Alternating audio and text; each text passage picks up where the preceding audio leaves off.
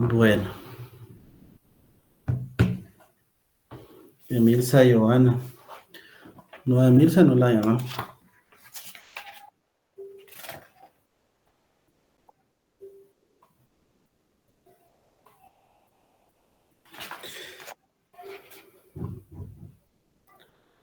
Entonces,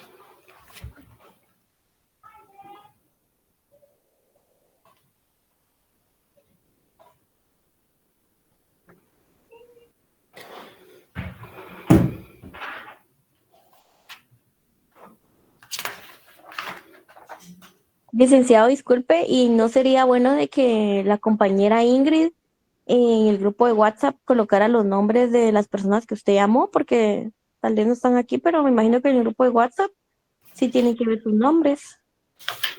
sí, vamos a pasar lista de forma virtual, así. Vamos a ver los que estén conectados, Ah, ok. porque Sí. queremos corroborar ahí una información. Ok, sir.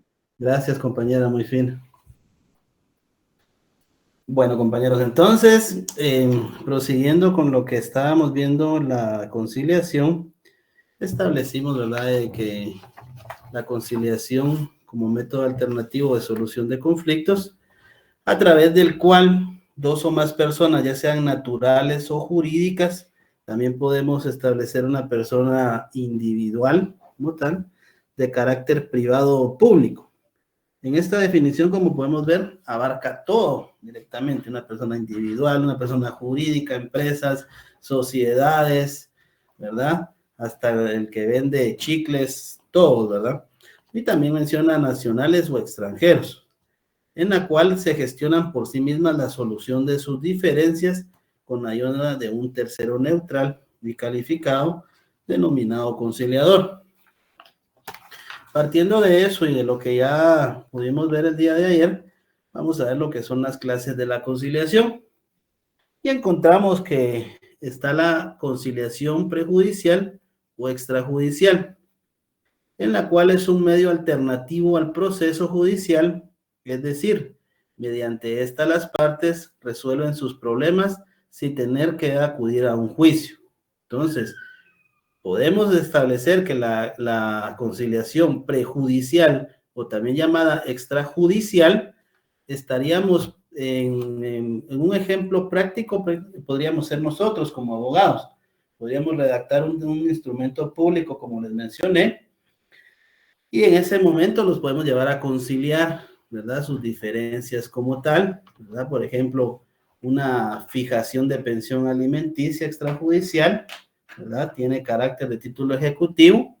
También podría ser una negociación por un reconocimiento de deuda con firma legalizada, si ustedes así lo quisieran hacer, un documento privado con firma legalizada, que también tiene carácter ejecutivo, ¿verdad? Entonces, como ustedes ven en esta conciliación extrajudicial o prejudicial, la situación es de que sin la necesidad de acudir a una vía judicial, pero eso no nos quiere decir de que al momento de redactar este documento ya todo se resolvió, ¿verdad? Porque viene la situación de que ese documento va a tener un plazo, va a tener una mora, interés, ¿verdad? Entonces, si la parte demandada inicia bien haciendo los pagos, pero si en dado momento se atrasa por el incumplimiento de pago, definitivamente va a existir nuevamente la controversia, ¿verdad? O el incumplimiento de pago, mejor dicho.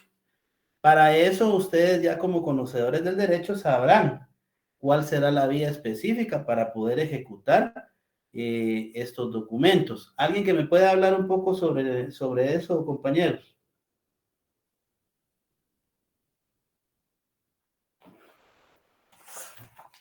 Que me pudiera decir cómo podemos ejecutar un reconocimiento de deuda o bien un testimonio de una escritura pública donde se garantiza la obligación. ¿Alguien ahí de los que van a ser civilistas? El reconocimiento de deuda en un juicio de ejecución o ejecutivo. Un juicio de ejecución, dice el compañero Alexander. ¿Alguien más? Es ejecutivo, Lick. Ujú. Un juicio ejecutivo, dice José. ¿Alguien más que me pueda dar un fundamento?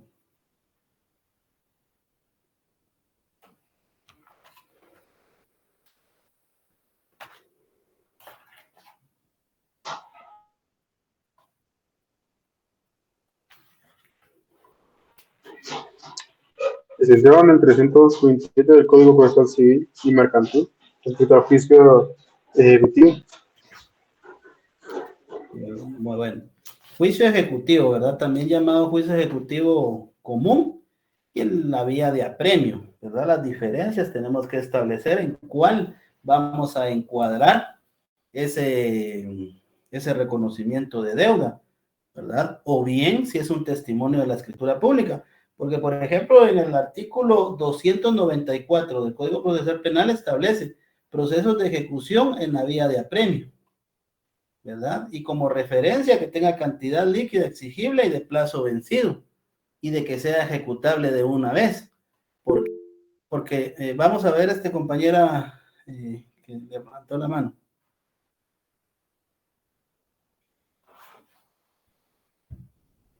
Se arrepintió. Pues sí.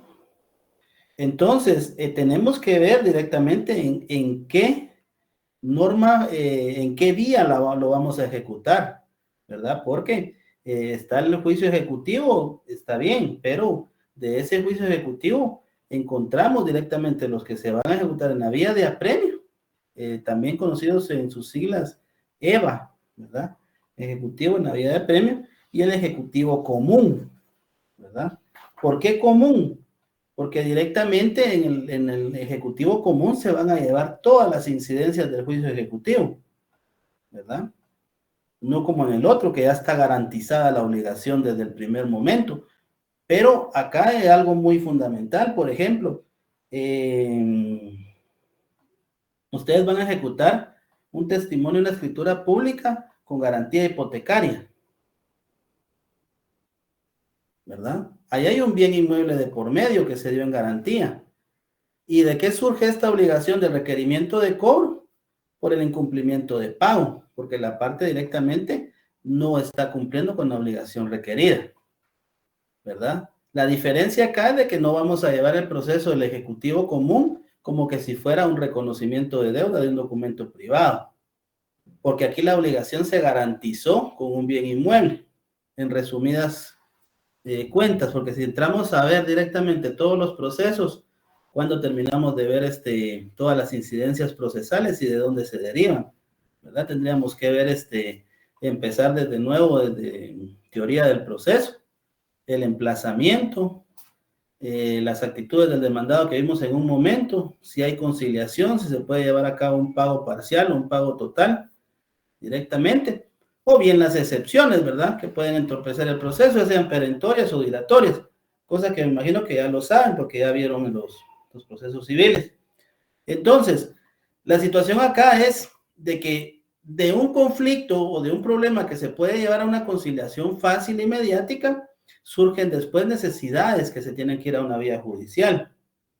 Y ahí es donde ya la situación se viene a complicar un poquito más, ¿verdad? Porque puede llegar el cliente y le dice, mire, Lick, me hizo mi documento y todo, empezó a pagar bien el cliente, pero da el caso que ahorita ya no me volvió a pagar, ¿verdad? Entonces, ¿qué hacemos? Y nosotros astutamente como abogados decimos, bueno, mire, aquí está su documento donde él se comprometió, aceptó la deuda. Por ejemplo, si fuera una garantía hipotecaria, por ejemplo, ¿verdad? Que le hubiera dicho, mire, yo le voy a pagar y voy a dejar mi terreno en garantía. Sí, Luis Fernando, le voy a dejar mi terreno en garantía, está inscrito en el registro general de la propiedad con el número de finca tal, folio tal, y se redacta el instrumento público, ¿verdad? Con la garantía hipotecaria y sobre el valor directamente de lo adeudado, ¿verdad? La situación es de que la parte se incumple como tal en el pago, se vence y lo ejecutamos, ¿verdad? Entonces, esta situación es una vía mucho más rápida para poder ejecutarlo, ¿verdad? Se tardará, si todo en el juzgado camina bien, si no hay mora judicial y la inmediación procesal, estimaría que tal vez un proceso de esto se puede terminar en unos 3 a 4 meses, ¿verdad? Por el requerimiento de la obligación que está garantizada. Pero si fuera un reconocimiento de deuda, definitivamente tendrían que llevar un juicio ejecutivo común con todas las incidencias procesales. Para eso ustedes, en lo que vimos, les dije, ¿verdad? Tenemos que acreditar una demanda, un escrito inicial, el artículo 61 del Código Procesal Penal. Ahí ustedes encuentran todos los requisitos que deben contener un escrito inicial, ¿verdad? ¿A dónde se va a dirigir? Directamente, ¿a qué juzgado? La competencia. Ustedes bien saben la cuantía, que los asuntos de menor cuantía, ¿a dónde van dirigidos? De mayor cuantía, directamente si van a la central, a los juzgados centrales, por decirlo así, o a la cabecera. O sea, tienen que saber a dónde van a dirigir sus memoriales, porque no lo van a mandar a un lugar que no es, ¿verdad? Sino definitivamente, desde el momento que los ingresen rechazados, hay que saber los montos. Otra situación, los nombres, ¿verdad? Acreditar los nombres de las personas a los que vamos a demandar, la dirección también muy fundamental, el lugar a donde nos van a notificar. Ahora se debe de utilizar el casillero electrónico por parte del organismo judicial, ¿verdad? Todos podemos crear un casillero, o bien al momento de registrarnos, lo solicitamos y ya nos dan nuestro casillero electrónico, ¿verdad? Como profesionales. Importantísimo en los medios de prueba, ¿verdad? Ahí es donde quiero llegar. El medio de prueba, acreditar directamente.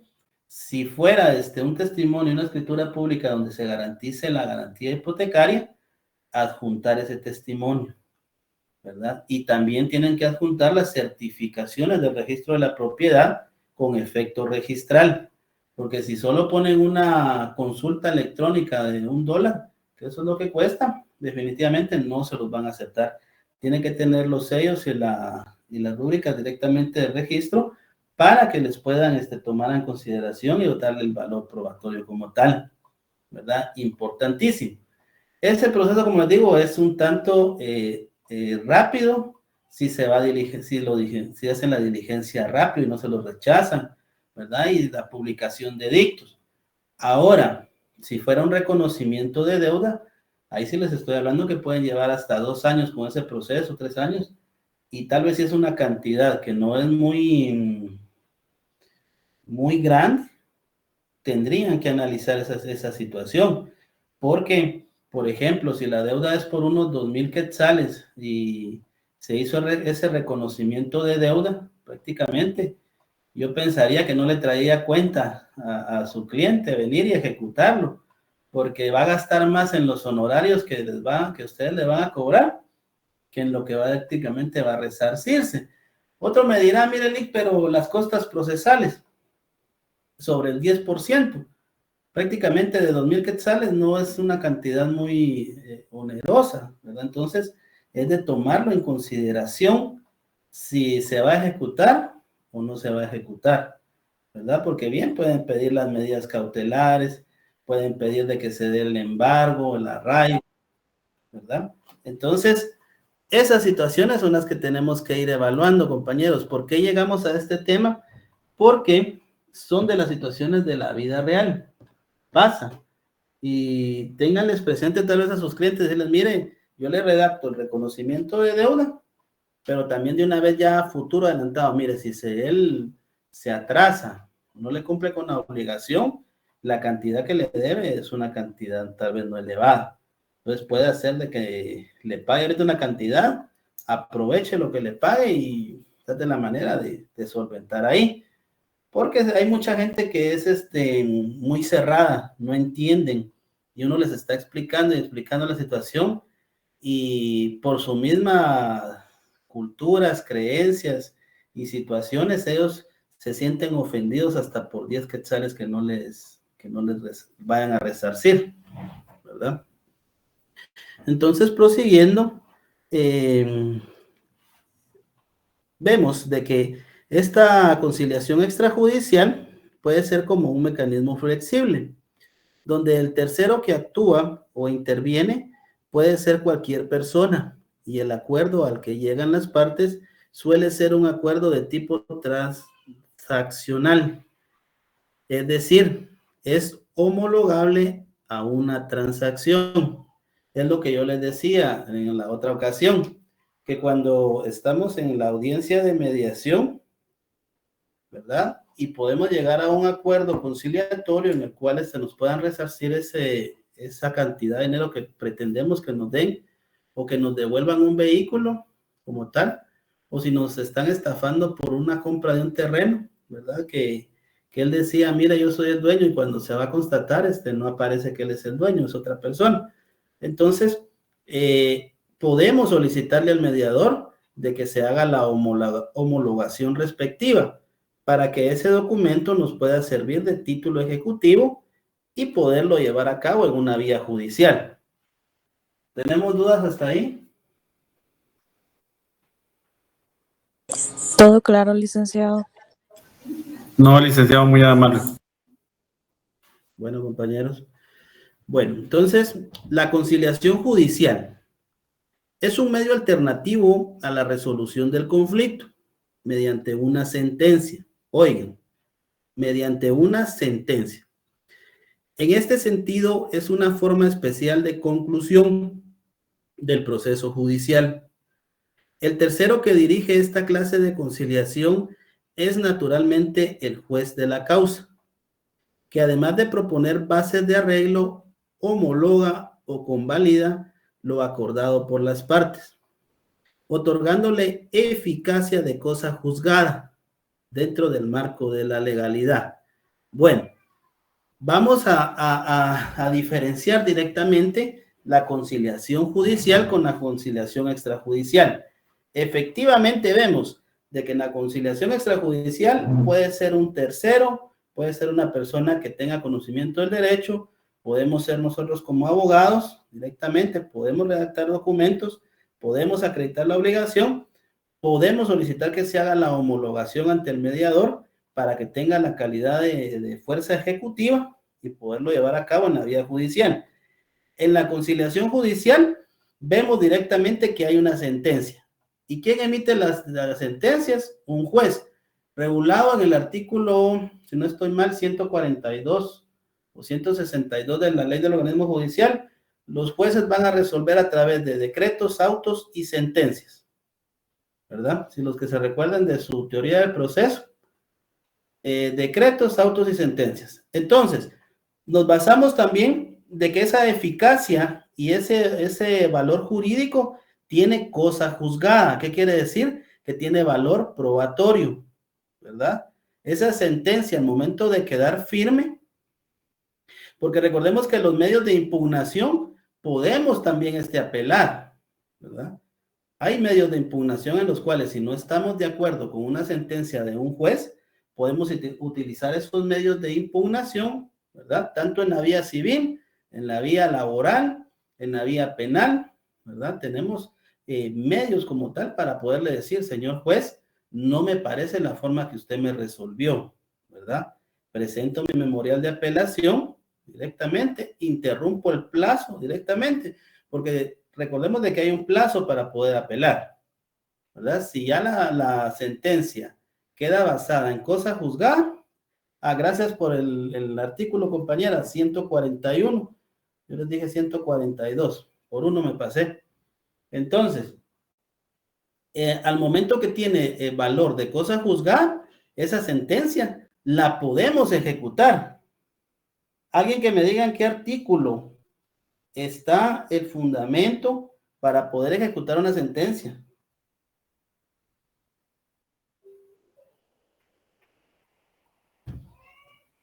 Les acabo de hablar esos en qué vía los vamos a utilizar.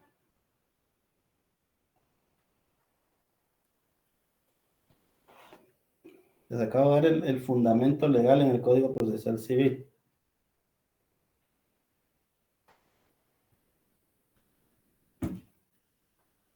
Para que no digan de que yo me lo ando inventando.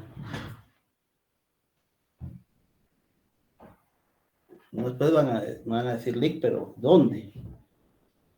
Y ahí está. Vean su artículo 294 del Código Procesal Civil y Mercantil. Vía de apremio, título ejecutivo, procedencia de la ejecución en la vía de apremio. Procede la ejecución en vía de apremio cuando se pida en virtud de los siguientes títulos, siempre que traiga aparejada la obligación, 1, de pagar cantidad de dinero, 2, líquida, y 3, que sea exigible, plazo vencido.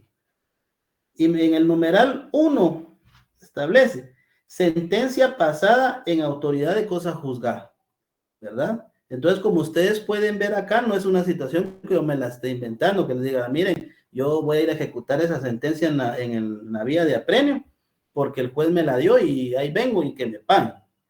Hay un fundamento especial y una vía directamente para poderla ejecutar, ¿verdad? Si ustedes saben bien sus procesos, saben bien el encuadramiento, dónde lo van a llevar a cabo, les digo, van a ganar todas sus demandas y van a ser unos abogados exitosos, ¿verdad? Acá también establecen el numeral 2, laudo arbitral no pendiente de recurso. Y ahí dice de casación. Ya no, ese no es de casación, es de revisión. Si tienen su código ahí, le pueden poner revisión. Y esa certificación, conforme al artículo 43 de la ley de arbitraje, se puede ejecutar en la vía de apremio. ¿Ya? O sea, no es por gusto directamente de que estos medios o métodos alternativos de solución de conflictos, en cierto modo, se queden ahí y que digan, bueno, ahí no hay juez, ahí no estoy en las ligas mayores, yo quiero estar en las ligas mayores, quiero estar allá con los jueces de extinción de dominio, o quiero ir allá a torre de tribunales, allá donde están los asuntos de mayor impacto. Quiero ser abogado de esos, de que andan ahí en la tele, ¿va? Entonces, acá podemos llevar a cabo y podemos tener fuerza ejecutiva y poder ganar un proceso. Definitivamente tenemos que agotar la vía para poder llevar a tener ese documento de esa certificación ejecutiva, la homologación, ¿verdad? Porque todo inicia del conflicto, todo inicia de que no están de acuerdo, que hay litis, está la controversia, ¿verdad? No hay una situación voluntaria, porque si la hubiera definitivamente, ¿para qué nos van a buscar, va? Van a decir, mire, Lick, yo fíjate que estoy enojado porque no me pagó y aquí está la señora o el muchacho, pero viera que ahorita que estábamos viendo, mejor nos hicimos cuates y ya no queremos nada.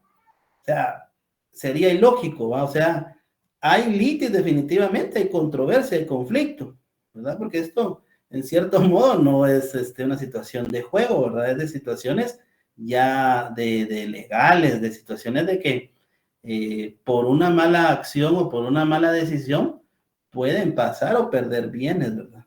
Y ahí es donde tenemos que utilizar la astucia como abogados, ¿verdad? Y ya en ese escrito inicial, de demanda, de una vez solicitar, ¿verdad? Las costas procesales, ¿verdad? Porque ustedes no van a estar dando sus diligencias y sus vueltas porque porque no tienen nada que hacer en la oficina, ¿verdad? Tienen que generar sus gastos, ¿verdad? Sus parqueos, su gasolina, que el almuercito después de ir a procurar, porque si no, estamos fregados, ¿verdad?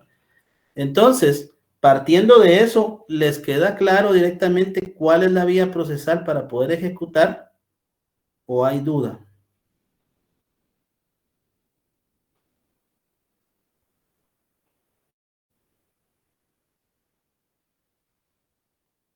Como que les dio sueño el café, compañeros.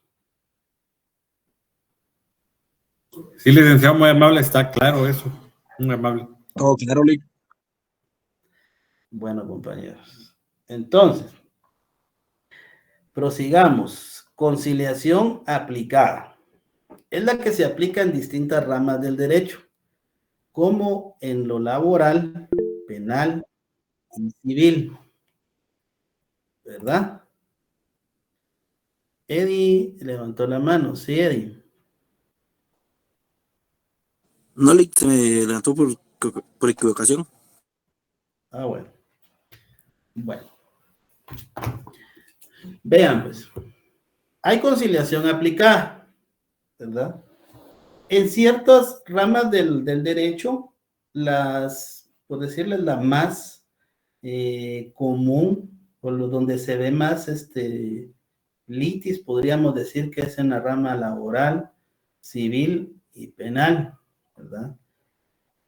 Hay criterios, ¿verdad? Por ejemplo, en la mediación ya les comentaba de que para poder ir a esos centros de mediación, tenemos que tener la calidad, ¿verdad? Esa facultad que nos pueda permitir abogar, ¿verdad? Ser abogados.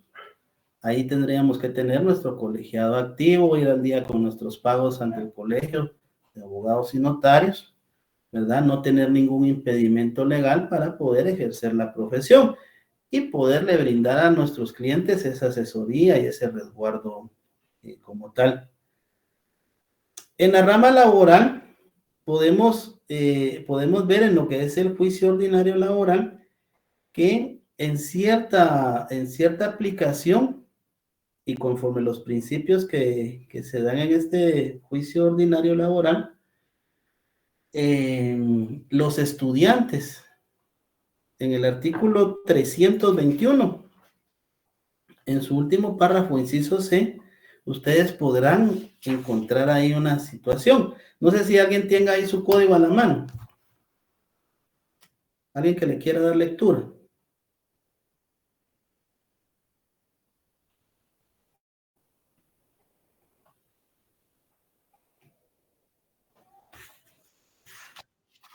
¿321 del Código de Trabajo, verdad, licenciado? Así es, compañero. Ok, ahorita. Permítame que se... Dale lectura a todo el artículo, si lo tenés, por favor. Sí, Desde el inciso. ok, perfecto. Artículo 321, principios del procedimiento laboral. El procedimiento en todos los juicios de trabajo y previsión social es oral, actuado e impulsado de oficio por los tribunales. Consecuentemente, es indispensable la permanencia del juez en el tribunal durante la práctica de todas las diligencias de prueba. No es necesaria la intervención de asesor en estos juicios. Sin embargo, si las Solo partes... una previa, compañero. Vean, muy importante acá lo que menciona este artículo. No es necesaria la intervención de asesoramiento en estos juicios. ¿Verdad? Prosigamos, compañero. Sin embargo, si las partes se hicieran asesorar, podrán actuar como tales. A. Los abogados en ejercicio. B. Los dirigentes sindicales asesorando a los miembros de sus respectivos sindicatos, federaciones o confederaciones, circunstancia en que el tribunal podrá exigir que se acredite, y en asuntos cuya cuantía no exceda del equivalente a 10 veces el salario mínimo mensual del sector económico a que pertenezca el trabajador reclamante. Y C. Los estudiantes de Derecho de las universidades que funcionan legalmente en el país, que hayan aprobado los cursos correspondientes a Derecho del Trabajo en asuntos cuya cuantía no exceda el equivalente a 10 veces el salario mínimo mensual del sector económico a que pertenezca el trabajador reclamante y, en todo caso, bajo la dirección y control de las facultades a través de la dependencia respectiva. Gracias, compañero. Entonces, compañeros, alguien que me pueda decir qué entiende sobre o algún concepto que haya entendido de este artículo, que dé una opinión.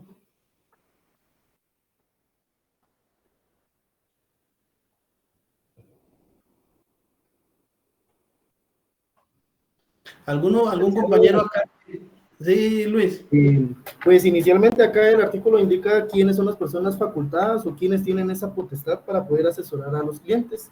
Y a priori, pues serían los abogados en ejercicio, los dirigentes sindicales hasta cierta situación, atendiendo a la cuantía, y los estudiantes de derecho, que en este caso se tienen que abocar directamente con el bufete popular. Exactamente, compañeros. Acá hay una situación. El artículo menciona que no es necesaria la intervención del asesoramiento en este tipo de juicios, pero sin embargo las partes se hicieran asesorar, podrán actuar como tales los abogados en ejercicio. Pero la situación es la siguiente: cuando uno inicia un memorial, un escrito inicial de demanda y no pone la dirección y procuración de abogado, prácticamente no le dan trámite, ¿verdad? Entonces, aquí es muy importante directamente si se va a agotar esto en la vía administrativa para poder ejecutar después en la vía judicial, porque directamente si ustedes van e inician un juicio ordinario laboral, primero deben agotar la vía administrativa, ¿verdad? ¿Cómo la van a agotar? ¿Alguno de ustedes le ha preguntado porque miren, cuando uno está estudiando, ya le dicen LIC, ¿va? Desde que uno empieza desde el primer semestre, ya uno es LIC, uno lo sabe todo, y uno es un gran abogado, ¿verdad? Y entonces empiezan a salir las dudas por ahí, ¿va? De los vecinos, de los amigos, y le empiezan a uno a comentar sus casos, ¿va? Y le dicen, vos, fíjate que en el trabajo me despidieron, ¿qué hago? No sé si a alguno le ha pasado su casito por ahí. Sí, licenciado. ¿Le han solicitado alguna vez algún acompañamiento laboral, compañero? No, por el momento no, pero sí han surgido dudas, me han preguntado, ¿verdad? Por ejemplo, que tienen una deuda en un banco que ya cerró, pero que se la están cobrando, ¿verdad? Entonces me indicaban, mire, ¿qué puedo hacer, verdad? Entonces, o por ejemplo, también de trabajo, ¿verdad? Por horas extras, ¿verdad? Que no se las pagaban, ¿verdad? ¿Qué podía hacer, verdad? Pero hasta ahí nada más, ¿verdad? Ya no platicarle mucho a la persona, ¿verdad? Al cliente, porque posiblemente uno se puede comprometer, ¿verdad? Entonces, solo más o menos como darle una como orientación, ¿verdad? ¿Qué es lo que podría hacer, verdad?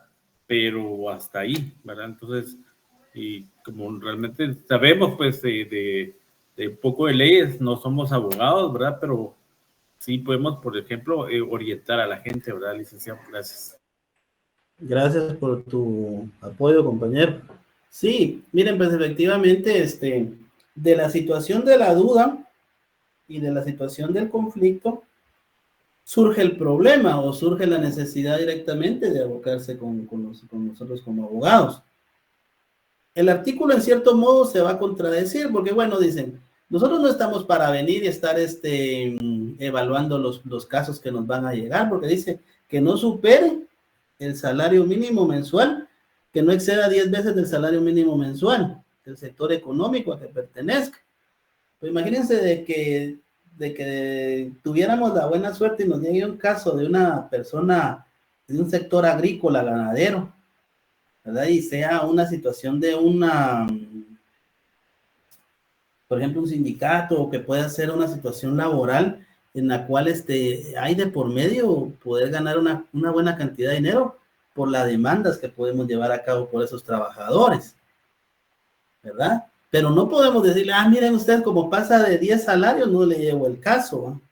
Porque definitivamente, ¿qué va a decir el cliente? Bueno, ¿podés o no podés o qué onda? ¿Va? Entonces, la situación tenemos que ser aguerridos y decir, bueno, llevemos el proceso, si tal vez yo exceda en ese momento, pero como ustedes ya tienen contactos, ya andan ahí, que hay abogados y todo, bien se pueden asesorar con otro abogado, decirle, miren, que vemos el caso, por ejemplo, o bien si no excede esa cantidad, ustedes pueden ir e interrumpir el plazo, porque establece que cuando hay un despido injustificado, se debe de agotar un plazo que es de 30 días, ¿verdad?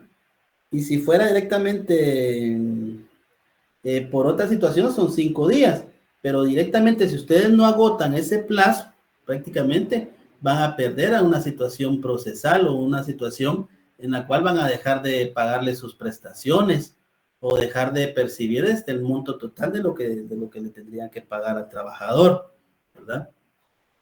Partiendo de eso, ustedes, por ejemplo, antes en la facultad se llevaban clínicas laborales y se hacía práctica directamente en este tipo de casos.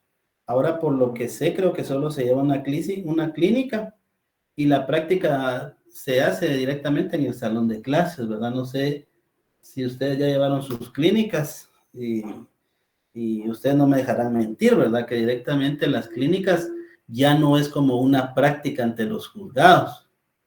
Ahora eso ya se da más que todo como una situación en la clase, ¿verdad? Y ahí se hace el simulacro de una audiencia ordinaria laboral, ¿verdad?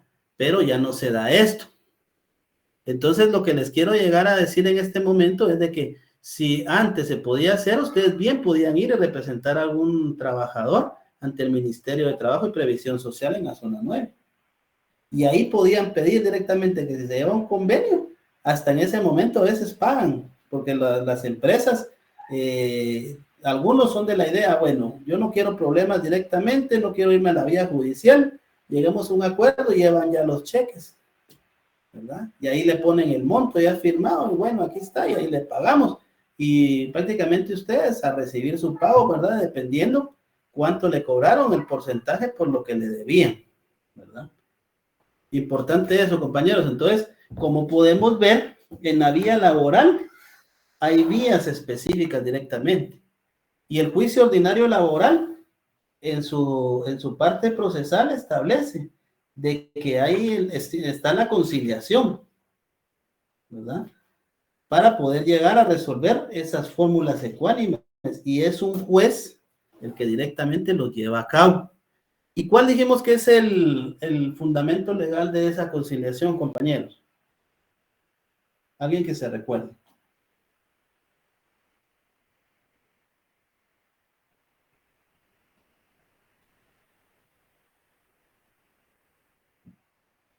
Hay un fundamento legal en cuanto a la conciliación judicial.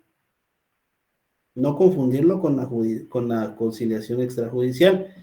Cuando empezamos clases, yo les mencioné un fundamento en la ley del organismo judicial.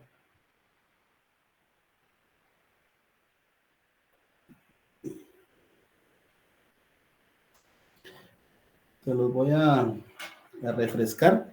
Artículo 66, literal E, de la ley del organismo judicial.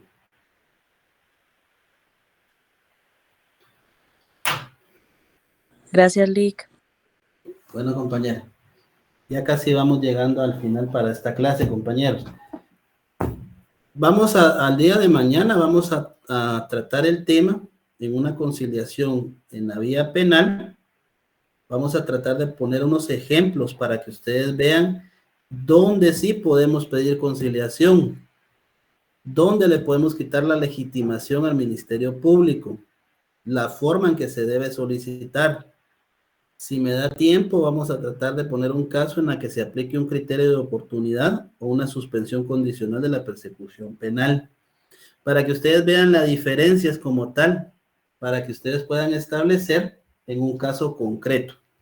¿Les parece o seguimos de forma doctrinal?